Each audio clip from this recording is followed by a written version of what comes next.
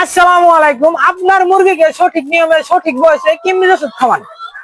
কৃমির ওষুধ কিন্তু সব থেকে গুরুত্বপূর্ণ হচ্ছে কৃমির ওষুধ। একটা খামারের সব থেকে গুরুত্বপূর্ণ হচ্ছে এই কৃমির ওষুধ।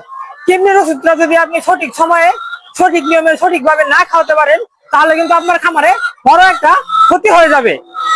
তো আপনারা কিভাবে কৃমির ওষুধ খাবেন এবং কতদিন পরে পরে কৃমির ওষুধ খাবেন, সবকিছু বলার চেষ্টা করবো আজকের ভিডিওতে। ইনশাল্লাহ ভিডিওটা ধৈর্য সহকারে শুনবেন, তাহলে বুঝতে পারবেন।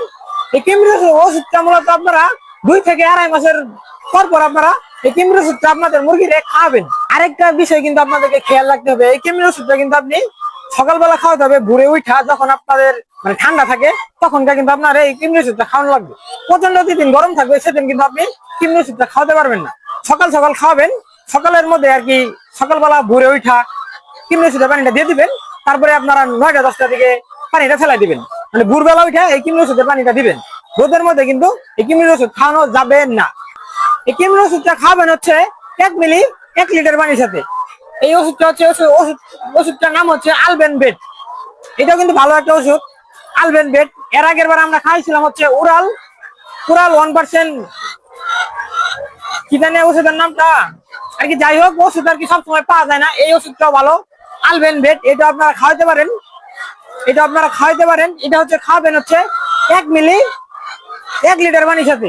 আপনার যতটুকু পানি লাগবে 3 থেকে 4 ঘন্টার মধ্যে যতটুকু পানি আপনার মুরগি খাবে, ততটুকু পানির সাথে সুন্দর করে গুইলা ভালো করে মিক্সড করে তারপরে দিয়ে দিবেন। তো অবশ্যই আপনাদেরকে পানি দেওয়ার পরে যে মুরগিগুলোর পানিগুলো থাকবে, সেই পানিগুলা কিন্তু আপনাদের 3 থেকে 4 ঘন্টার মধ্যে খাওয়াইয়া পানিগুলো সুন্দর করে ফেলাই দিয়ে আবার মানে নতুন পানি দিয়ে দিবেন। সারাদিন সাদা পানি খাবেন। যেদিনকে আপনারা এই কৃমির ওষুধ খাবেন, ওই কৃমির ওষুধটা খাওয়ানোর পরে সারাদিন সাদা পানি খাবেন। যদি রোদ থাকে তাহলে স্যালাইন খাবেন, আর নাহলে সাদা পানি খাবেন। তো আরেকবার বলে দিচ্ছি আমি, এই কৃমির ওষুধের পানিটা আপনারা যখন এই পানির পাত্রের মধ্যে পানিটা দিবেন, তখন 3 থেকে 4 ঘন্টা পরে পানিটা উঠায়া পানিটা আর কি সুন্দর করে মুইসা তারপরে পানি দিবেন। এই পানিটা যদি মুইসা না দিয়ে আপনারা যদি ওই পানির উপরে পানি দিয়ে দেন, তাহলে কিন্তু আপনাদের খামারে বড় একটা দুর্ঘটনা ঘটবে এবং ক্ষতি হবে।